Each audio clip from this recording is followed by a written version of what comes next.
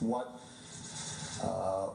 we'll discover with respect to what was going on in CENTCOM. I don't know the details of this. What I do know is my expectation, which is the highest fidelity to facts, data, the truth. The focus of this investigation ought to start right at the top. Where intelligence starts and stops is at the White House. The president sets the priorities, and he's the #1 customer. So if he's not getting the intelligence that he needs, if he's not paying attention to what else is going on, then something else is wrong there.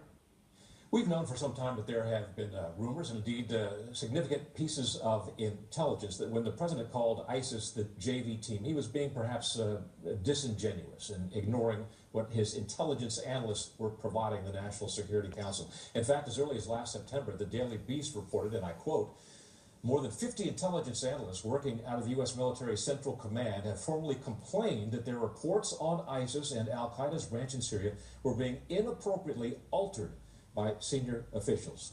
And now, thanks to Steve Hayes at the Weekly Standard, who put a piece online last night at the Weekly Standard website, there is much more to the story. Steve has connected the dots, and they point in large part to the White House. Let's bring in our panel now. Steve Hayes, senior writer for the Weekly Standard. Tom Rogan, columnist for National Review, and syndicated columnist Charles Krauthammer.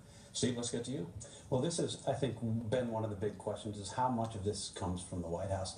This story that people have focused on over the past several months deals with ISIS manipulation or alleged manipulation at Central Command in Tampa, Florida. And the question is, why were these senior advisors, senior analysts, changing reporting from younger analysts, more junior analysts, and sending it on to the White House, reporting that sort of fed into the White House narrative of making progress against ISIS. And it's an ongoing investigation, it's an important investigation, but I would argue that it's a side investigation, and really it's part of a much longer story, and one that certainly we've talked about here before, that goes back to the White House and the National Security Council and others in the administration shaping intelligence, in some cases denying access to intelligence that deals with al-Qaeda. And the example that we give in this story is the National Security Council basically turning down Defense Intelligence Agency analysts who wanted to have a full look at the Osama bin Laden documents.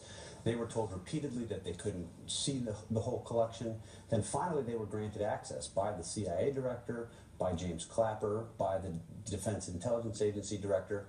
And the National Security Council stepped in and denied them that access, and in effect shut down the analysis and examination of these bin Laden documents. We have a DIA analyst, Michael Pregent, who says on the record, the National Security Council stepped in and denied us access to these documents. And he's one of three sources, named sources that you cite, and I think that's in part what makes this so unusual. In fact, the documents that were obtained during the raid on bin Laden were described as voluminous, enough to fill a small college library.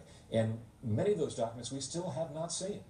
Yeah, virtually all of those documents we still have not seen. We've seen about 130 of them thus far, so there are literally more than 1 million that haven't been declassified and released. Where does this lead?